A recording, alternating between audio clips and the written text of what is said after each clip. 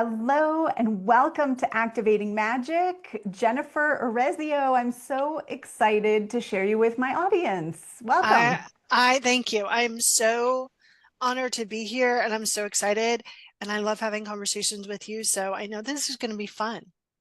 It is for sure. So, we're here with Activating Magic. We're talking about magic as your divine guidance.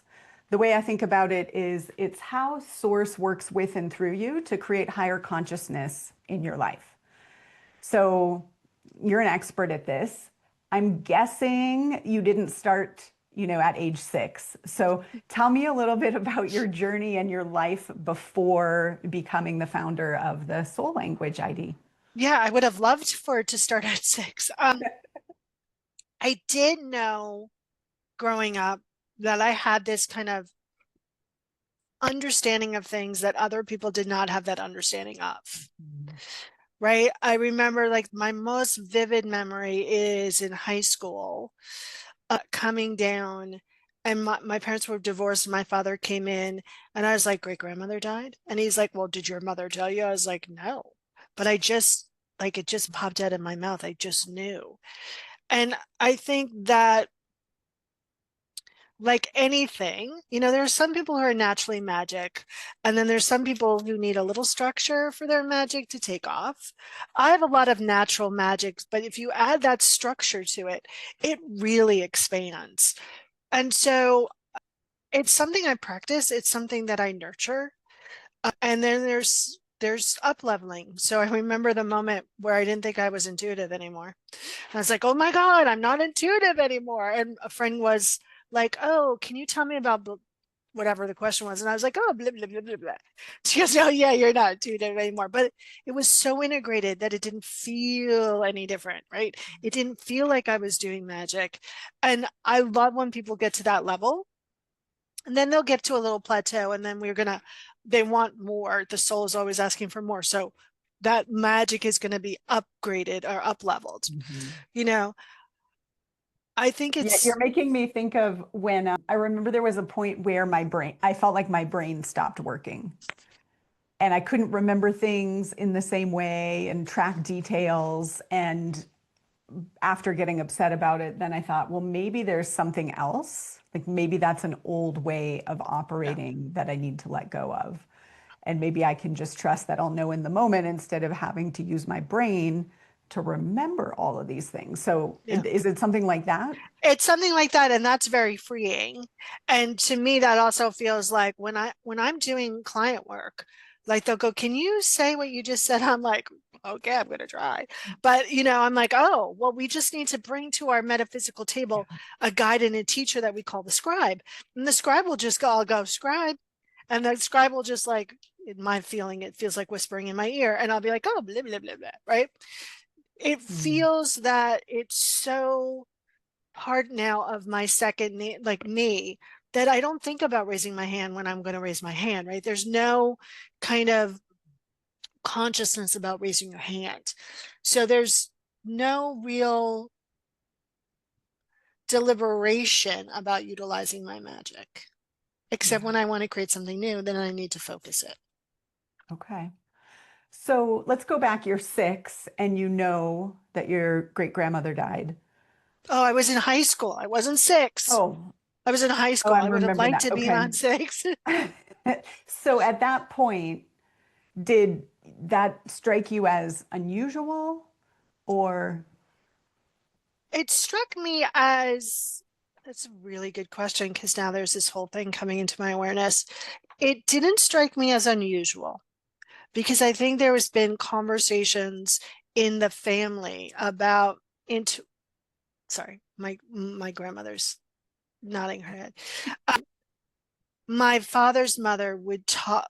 I spent a lot of time with her as like 10 from 10 to like 12 or 10 to like 14. And my parents would go out on the boat with my brother, and I would just spend hours talking to my grandmother. And I remember her having a lot of conversations about our family and intuition. and all Mm. of that. And I just didn't realize it into this moment. And so it didn't shock me. It wasn't like, oh God, that's so weird. It was just like, oh, how can we play with that? How do we get more of that? That was fun. That was Mhm. weird. But it didn't feel foreign. Yeah.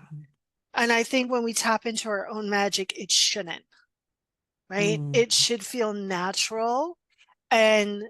something that flows. We might be concerned about everything we hear or feel after that moment, but that moment shouldn't be scary. Love it. Yeah. When I have people take the magic quiz that I've developed, it's really about permission to trust what you're already doing Right. and see it as actually valuable instead of dismissing it. Yeah. I mean, don't get me wrong. I still dismiss my intuition, my souls several times. Okay. Right. I saw, and I have vivid memories of like, oh, well, that was dumb. And then I've seen visions or had knowings that, and I think this is where it really kind of screws with people, is that they have this vision, they have this knowing, and it doesn't happen. Mhm. So several years ago, over 10, like 12 years ago, I had this vision. I was dating this guy and I saw it all in my head the first time ever. I saw it all. I saw the marriage. I saw the whole picture. And then he broke up with me. And I was like, well, why did I see that if that was going to happen? Because it was extremely painful. And that was the moment I really truly understand free will and the Mhm. twists and turns of free will. And I think that causes a lot of pain in people because they're like, well, I felt it and I saw it and I know it and it didn't happen, so I can't trust it. And that's when I try to remind them, well, you're not the only player in the game. Mhm. Right. And so you can't really, because you see it, you might not be seeing this timeline. It might be, if all the people in that made those choices. Um, Interesting. Yeah, I remember the very first class I did on the magic types, there was a lot of comments in the chat about I thought it was my guidance and it didn't go how I wanted. And so now I don't trust it. How would you speak to that? I think well, first of all, we have to forgive ourselves. That's the first step. Give ourselves a clean slate. The second is understanding how we're really supported and what happened after all of that. So we'll go back to my story. So I stayed in bed for 3 days and I cried. And I Mm. called all of my highly intuitive people. And they all said the same thing, which really made me really mad. There's something bigger coming. There's something bigger coming. I was like, well, that doesn't help me right now. Like, I'm in pain. We've all gotten that, Like, I think. right? Like, come on, give me something real. But now that I look back, I'm like, oh, there was something hugely bigger. And I was molding myself a little too much to try to be in that relationship. So I could have made it work, right? But I don't think it was in my greatest good of all to make that work. So it's really about pausing, going within and going, okay, what did I learn from this experience? What questions can I ask moving forward? And what else do I need to know to work my muscle even clearer? Right? Mm. Because we're only in charge of our own action. And sometimes those visions include everyone else's actions. And I've learned to go, okay, here's what I want. Mm. What's the guidance around that for me in my situation, in my greatest good? What do I do internally and externally to get there? Which is much different than, okay, show me the road. Because then Yeah. in my head, I include all the other people and I don't have control over them. Although one day I wish I would, but I don't. Right? Like, right. And so, I mean, it's practice and Mm. it's art. It's not a science. Tell me, Jennifer, what did you have a regular job before you Oh, became yeah. a coach and started your Oh, business? yeah. Yeah. I spent 17 years in marketing and PR in corporate America. Okay. And I was using my intuition because I ran a team, and the members would come up to me and go, well, who do I call for this? I'm like, call that guy. They'd go off and pitch on the story. They come back and they go, that guy bought, like, that guy wants to do the story. I was like, yeah. They're like, how did you know that? I was like, I don't know. I was also the answer girl. Everyone would come and be like, do you know? And I'm like, yeah, blah, blah, blah, blah. They go out and research it, and they come back and they were like, that's totally right. I was like, they're like, how do you know? I was like, I don't know. I just know. Right. Ah, So I was using all those gifts and talents, and I was really good at my job because I would tell people the truth, and media love when you tell them the truth. mm. Clients do not love when you tell them the truth. So I really wasn't allowed to talk to clients a lot. And I was a great manager down, and I sucked at managing up Mm. because I was like, listen, I was once told by my manager, business isn't personal. And I went, are you kidding me? All you guys are all personal. And every time I say anything, you're like, don't be so aggressive. I'm like, and actually internally, I'm not aggressive at all. I'm literally going, can I have that pen? And all of you are out of integrity. Like I went off on him for like 10 minutes. Right. It was that situation. I'm never a sweet talker. Mm. Right. I can't be, I mean, I can, but diplomacy for the sake of diplomacy doesn't work for me. Mhm. And so, yeah, I spent 17 years in marketing PR, and I had a client. That's a long time, It's a 17 long years. time. And I had this, this client who were a couple, and they taught about relationships. And he was yelling at me on the phone about how I talked to him like a child. And they were just so out of integrity in everything they do. And so my energy was bristly around them. And I hung up and I'm like, I don't know anything about anything, but I know I can't make him feel anything. And I was forced by my best friend and the owner of the company to go to a dinner with them. And I'm Mm. like, they hate me. Like, why? She's like, you're supposed to go. I'm like, okay. Highly intuitive woman. I love her. And at that, they brought a friend who did hand analysis. And I said to her, I don't know what that is, but I know I'm supposed to have it. And she came over to my house and she read my palm, and that was a huge moment, a huge stone on my path. Like, she's like, you're a powerful healer and teacher of service in the spotlight. And I was like, totally true.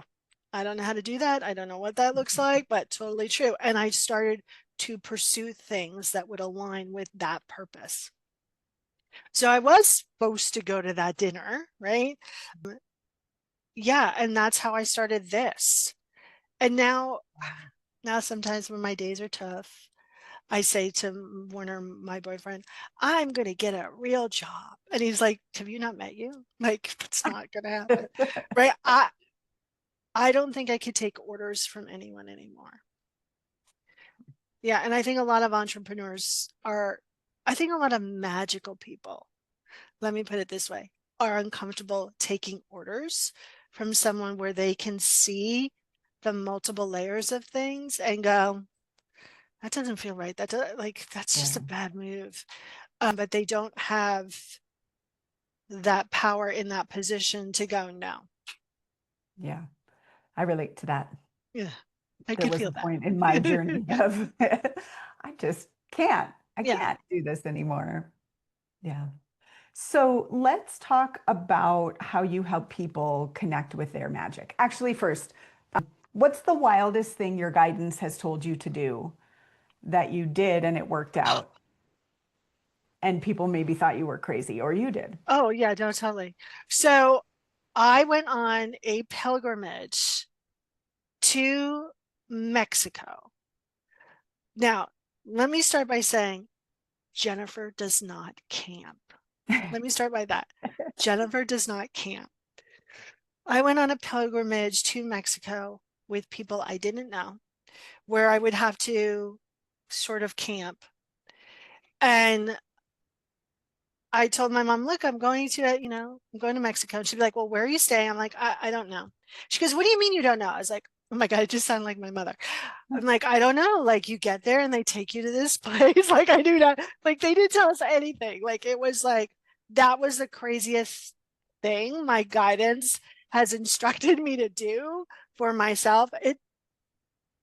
It turned out very interesting. So I get to the airport on a Sunday morning, flying to Mexico City. Do not fly on a Sunday morning to Mexico City. Because I get there and there's a sea of people and they all have 85 million pieces of luggage, like so much. So I get on board, I get off at Mexico City, and my luggage does not show up. And again, we're being taken to a place I don't speak, like there's a whole thing. So the guy, our tour guide or whatever, he arranges for them to ship my luggage. But now, again, Jennifer doesn't camp. These are like little camping buildings. I have my sleeping bag, my essential oils, and one pair of clothes in my backpack. That's it. And everyone's like, do you need anything? I was like, no. Do you need anything? No. It took me 3 days to finally ask for help. Finally, I was like, yeah, I need a towel. Like, I need something. And as soon as I did, my luggage showed up literally 15 minutes later. I was like, oh, right. And I got deathly ill on that, like deathly, where I had to ask for help again. Right. So the kind of golden ticket of that experience was really not waiting to ask until I was deathly ill for help. Mm. Yeah. I have had, I lead retreats, that's my jam. And I've definitely had clients on retreat whose luggage got lost divinely. And kind of a similar lesson. I love Yeah. that. And the funny part now, again, a memory, as it's showing up, somewhere in the compound, someone's playing It's a Beautiful Day by U2. I was like, okay, I don't think this is funny, God, but it was. And yeah, I mean, those are reminders that are good to have and to keep reminding yourself, because I think we take that leap and then we get comfortable and we shrink back just a little and we forget. Yeah. So let's fast forward. You know you're unemployable. You're willing to ask for help. You're creating this business. When did soul language come through? Yeah. So And I first say what is soul language, and So, then soul language puts tangibility to the soul and the soul of a business. It identifies a person's three core energies or the business's three core energies, your mission, how you feel that mission, and your soulful personality. It is a way to guide you through the storm. It is a way of creating a conscious connection between you and your soul for clear guidance and to put consciousness into everything you do. Remember that woman that I met back at that couples dinner? Mhm. That woman, several years, 3 or 4 years later, asked me to speak at her first event. She's like, there's going to be a bunch of speakers. You come, you do essential oils and life purpose. There wasn't a bunch of speakers. There was me and her. And I Mm. was like, okay. And I got up there, I did my thing. And I got off the platform and people were lined up to talk to me. They're like, can you tell me about my guides and teachers? I was like, uh-huh. They're like, can you tell me about this? I was like, uh-huh. And at the same time, I met this woman and I was like, she's like, we're going to be friends. And I was like, totally. Then my inside voice was like, why her? And not this other woman across the way that I do not care if I ever see that woman again. What is that?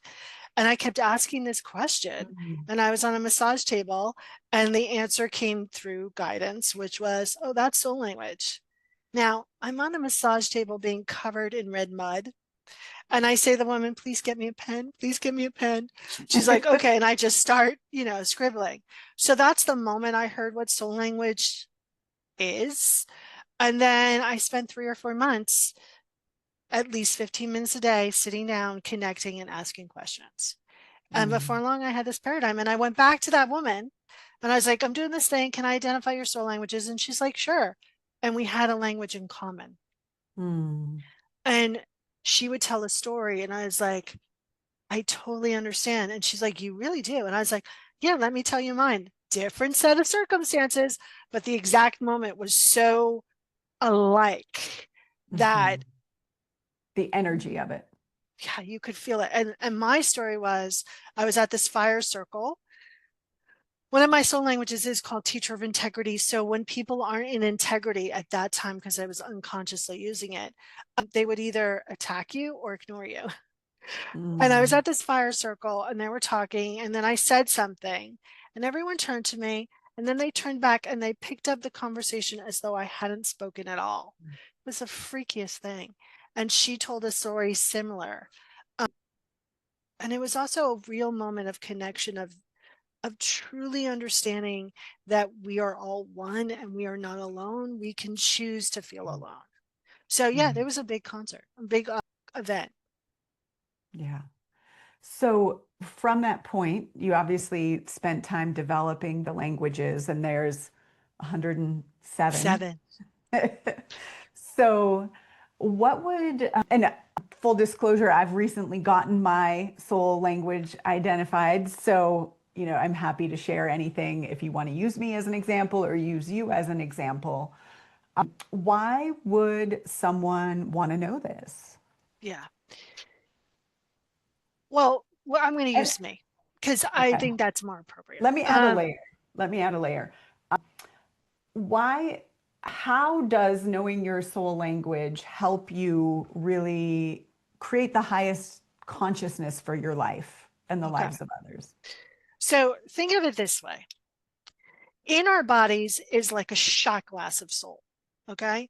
Right.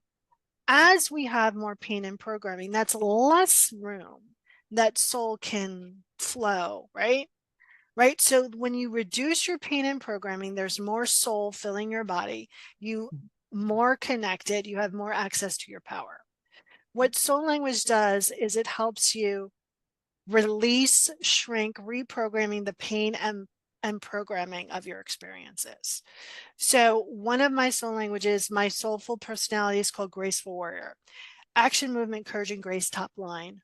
Unconsciously or struggle, at war with everything. Remember, my aggressive tone was because I was at war inside. Yeah. When I realized on such a deep cellular level that sorry, I'm getting laughed at by myself, where I didn't have to make war with things. I would answer I went back to my place of business because she needed a temp for something. Her person gave birth like 2 months earlier than she was. So she's like, can you Mhm. please help me? So I answered the phone and I transferred it, and I hear her go, that's Jennifer. No, no, that's Jennifer. People didn't recognize my voice. They didn't recognize my energy because it had changed so much. It Mhm. was more of who I am, right? Yes. And I remember this guy sitting down, in a coffee shop, and we were talking, and I go, well, I have warrior energy. And he went, that's cool. And I went, oh, outside is reflecting inside, right? So it gives you a chance to become more of your essential nature versus more of your expression of your pain and experiences. I love that. I would have never, if I was telling someone about soul language, I would have never said it like that. So I love this so much because when I talk about magic, I talk about there's two pieces. One is making more space to connect, and the other is continuing, the transformation of that which keeps you from trusting, right? Which is your way, you said remove the pain and programming of your Yeah, experience I so love your it.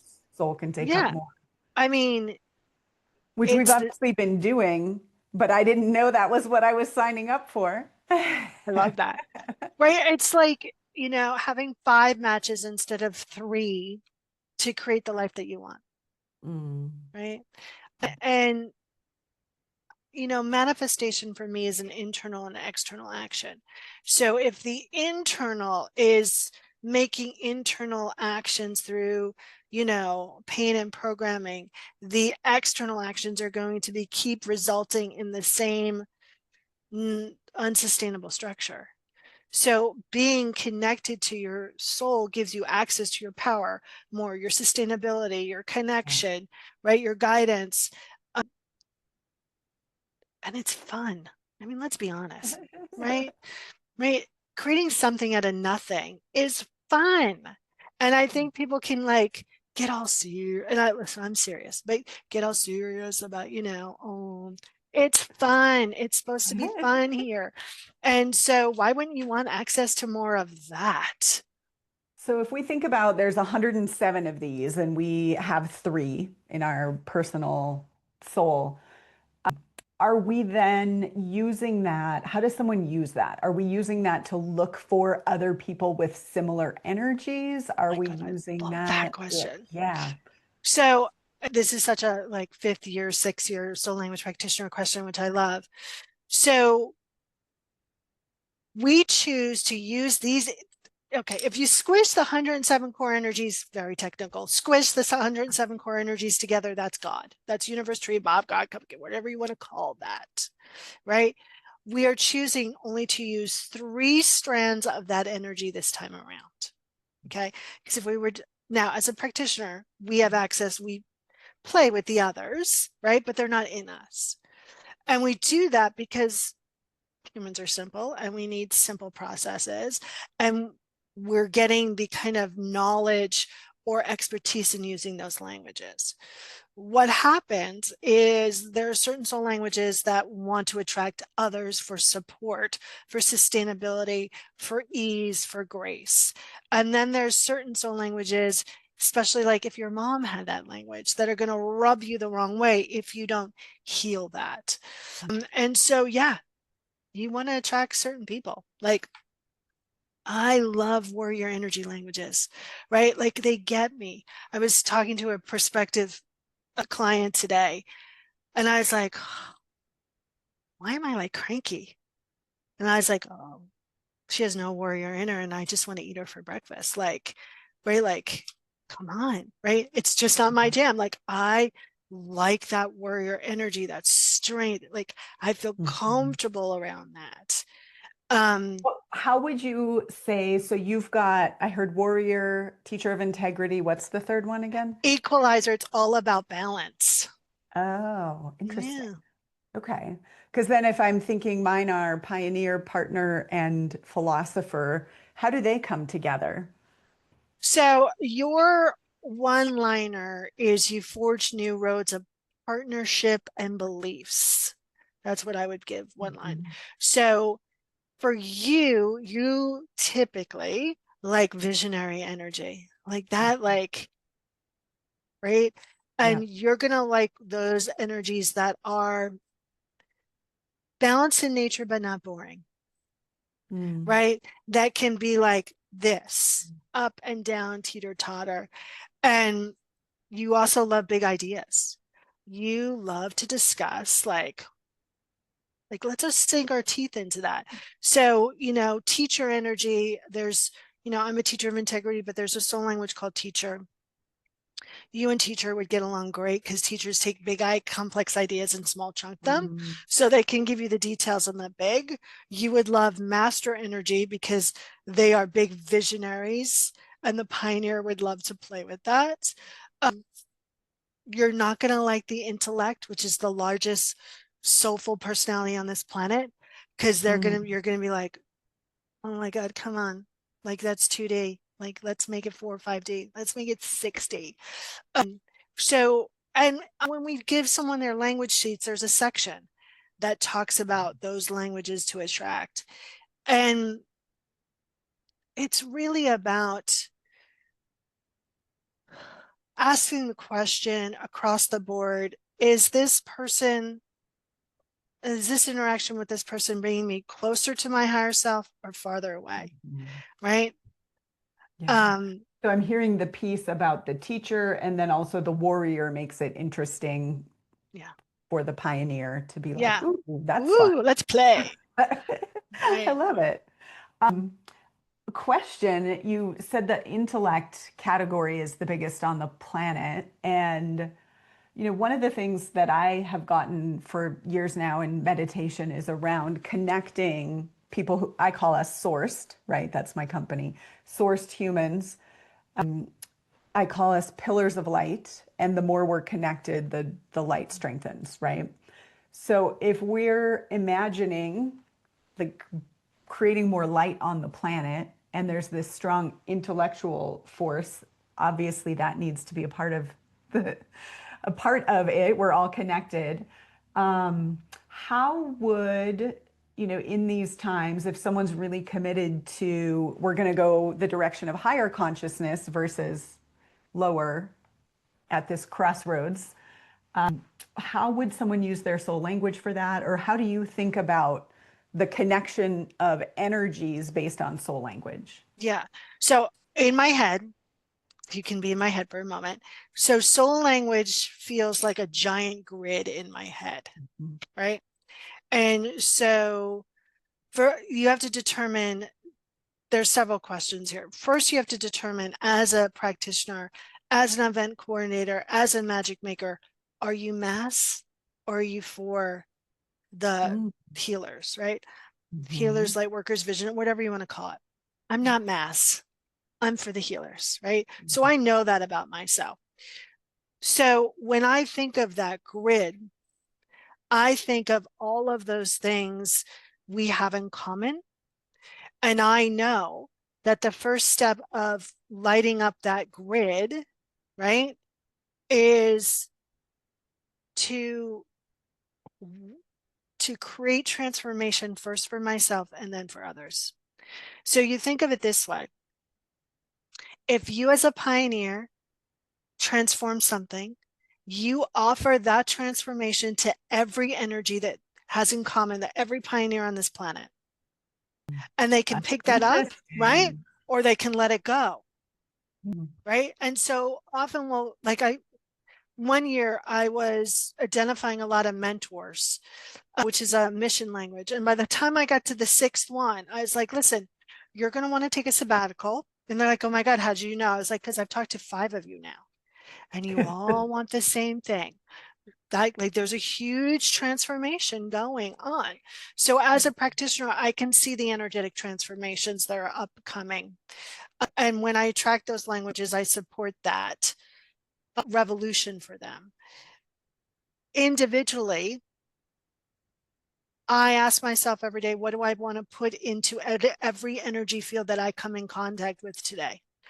And my intention is always the same, which is my heartfelt intention is to speak and hear with the frequency of love, first for myself and then for others. Some days I'm really good at it, Darla, and some days I just suck, right? Mhm. And that's okay. It's about being in the flow. I think the danger comes when any light worker, and I don't really love that term, but any light worker, any healer, any coach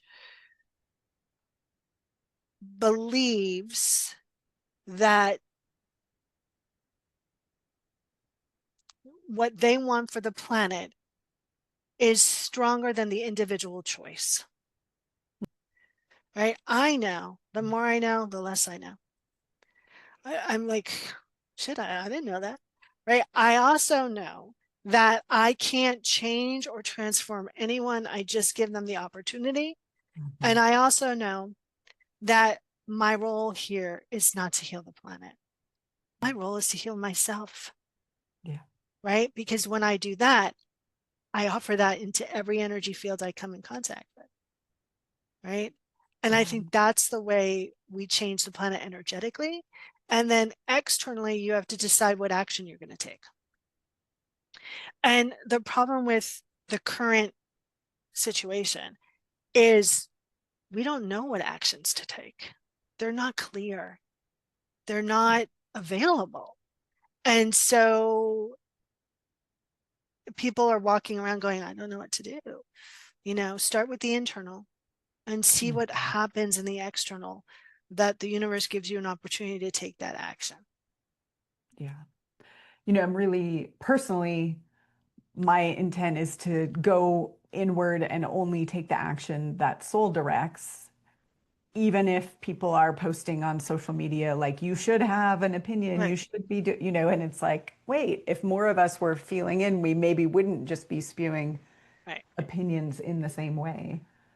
So, what I want to underline, I'm hearing you say, whatever my soul language, I'm connected energetically to all humans with that soul language. And so, if Yeah. I make a shift on behalf of the consciousness of any of those languages, it is now available to anyone else who would want to It's express like that. it's like the freeware, right? Like, Yeah. open source. It becomes totally open source for anyone that has that energy. And sorry, there's a big thing that's happening, right? So anyone that's sharing your energy can pick it up and use it. But because a lot of what we do is relationship osmosis, right? Mhm. Then I'm not a pioneer, but let's just say I was, right? I pick up that energy that you've transformed now, it's transformed in me. And now my people, like Warner's like, huh, Jennifer's different. He goes up in energy. He stops doing the Mhm. same patterns. It becomes this Yeah. amazing virus for good. Yeah. Yeah. Like we need more of those. Yeah. That's kind of how I think of retreat is you're coming to catch that virus. Love Basically, it. I've never used that word, but exactly. So then when we look at some of what's going on in leadership, if the conscious version of whatever those soul languages are is available, but people are choosing to be in the unconscious, is that basically how we think about it? Yeah, unfortunately. And then there's the other, like the next level. It's like, we're going to say it this way, when a leader goes bad, okay, because it's a human choice, not a soul choice, then I have to look at that going, what is that situation giving everyone that comes in contact the opportunity to change? And how is that going to shift the energetics of the planet in a whole new way? Don't get me wrong, I still get mad on a human level, right? But it gives us a chance to really play the game in a whole new way. Yeah, that totally makes sense to me. So, what about the business ID and like the soul ID versus the business ID? And not everybody, this audience is I would say mostly business owners, but also, this is really speaking to anyone who's in exploration of might I be magical? I love that. So, I don't So know if that also would yeah, translate to like work persona ID if someone's in a to- job. that's a very interesting idea. That's a very interesting idea. Uh, I would ask if it's a work persona, kind of if you have like a straight job, ask what you keep putting into the relationship field between you and your work environment with your personal soul. The business ID, when someone calls in a business, a dedicated business, they're calling in energy to support themselves to do something bigger first for them and then for others. And 9 out of 10 times those languages aren't in common with their personal soul because we need different energy to create. And think Oh, of it as a board of directors, right?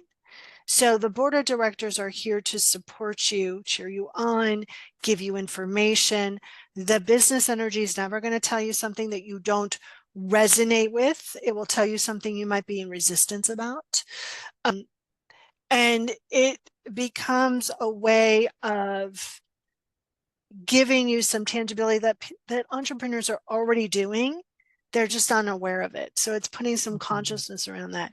And the business energy is always bigger than the personal energy because your personal soul, you're seeing it through your layers, and the business energy is pure consciousness. It has no layers. Mm. And are some soul languages bigger than others? Is that a thing? No. I Okay. mean, So it I just always has say more freedom to be bigger because we're not yes, limiting it with our own yes. And there's stuff. more been more you ask such amazing questions. And there's been more evolutions of that energy, right? So Mm, when I talk to people, I go, listen, there's no soul language bigger than anyone others, but there are individual energies that have gone through huger transformation, mm. um, and done more evolutionary up levels. Like, sorry, that's the dogs. And you Fif- know this from talking to the soul languages or watching the clients or all of it? well, Okay. so several years ago, nurturer, negotiator, which was a mission language, which was a mission language, they were not conscious at all. Like as practitioners, I would get together with my practitioners and I'd be like, they're like, oh, the negotiators, they're driving us crazy. Like they were just so unconscious. Like everything they did was like, what are you doing that for? They went through an evolution and conscious negotiators started showing up, Mm, right? And as practitioners, we identify soul languages. When an energy is changing, we identify that in waves. So, like right now, partners are going through a huge wave. I've identified mm, more partners in the last year than I have in 10 years. Haven't seen an observer for a while, which is a mission language. They were going through huge transitions about 2 years ago. So, like, and if I wasn't so really trusting about what I do, I'd be like, oh my God, am I like making this up? Right. But it's like, no, you can see them. And when you're having those conversations with clients that have the same languages, they're kind of all having the same challenge. mm. So it's kind of freaky, but in a good way. I love that. So if someone is listening and they don't have anybody who, on the surface around them anyway, is practicing trusting their guidance, right? But they feel, maybe there's something more than logic here. Maybe there is an energetic magic that's real. What message would you have for them? I would love them to them for to start to set up lab experiments, like just play with it, keep a journal, right? And really trust your feeling in your body and your knowing. Like keep a kind of like a hit list, like, oh, I felt like I should take my umbrella today and look, it rained. It was supposed to be sunny and it rained. Like keep little notes about that because I think most people don't understand their database, their way their soul speaks to them. They want their soul to speak to them like my soul speaks to me, right? I get Star Mm, Trek references. You've never heard me say a Star Trek reference for you, right? Because I translate it in my head, right? But I get cartoons and Star Trek references in movies. Like that's the way my database speaks to me. So I think people don't really understand how their magic is conveying because they want it to look like something else. yeah. So, and you see it like a movie, you said? I see it like a movie. I hear it. I feel it. There's a popping. I get, and I have gotten the clear smell. Very weird. Mm, But I do most of them, but smell a lot all the time. yeah. So I hear like the seeing the movie would be like recognition magic in my vernacular. I love that. Um, the definitely the expression magic of like it's just coming through. I don't know. Can I say back what I said before? I'm not sure. Mine comes a lot in sensation, which you would know, like the Yes, physical, like, oh, and I have started to create my own inner dictionary of I know what this means when I feel this feeling. So I can love that. relate to what you're saying there. So for people to be detectives of what's going on and really trust it, like you were saying, Yeah, I wouldn't be able to say this if I didn't really trust my system and what I know to be true. And that's yeah. really the goal. That to me, That's that's the goal magic. every time. And for it to be repeatable, right? Yeah. Right? Like you want your spell book. You want the, hey, I've done this before, let's do it again. And that takes practice and consistency and an active participation of trust. Beautiful. Okay, so you have a soul language quiz for the entrepreneurs here. Or sorry, it's not a soul language quiz. What's your business blind spot quiz? Yeah. Yeah. The soul language is identified in a personal Yeah, session. they can also sign up for a discovery session. So the quiz is really about your energy link and where you're leaking energetically. It might be geared towards business, but you can take it, it's your energy leak Okay. anyway. And what it does is it tells you whether it's, a money problem, a war problem, a talent problem, or an energy problem.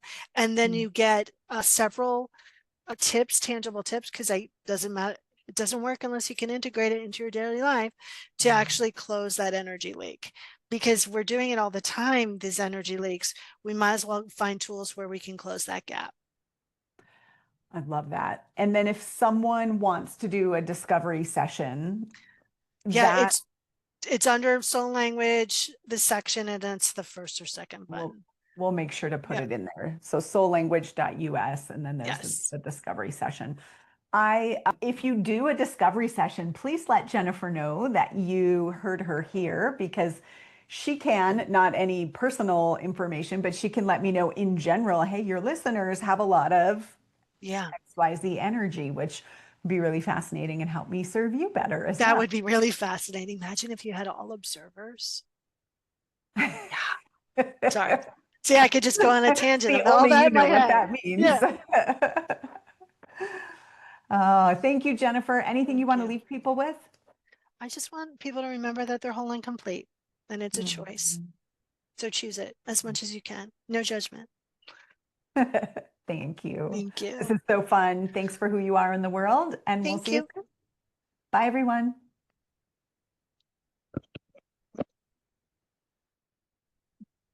That was really great. My glasses and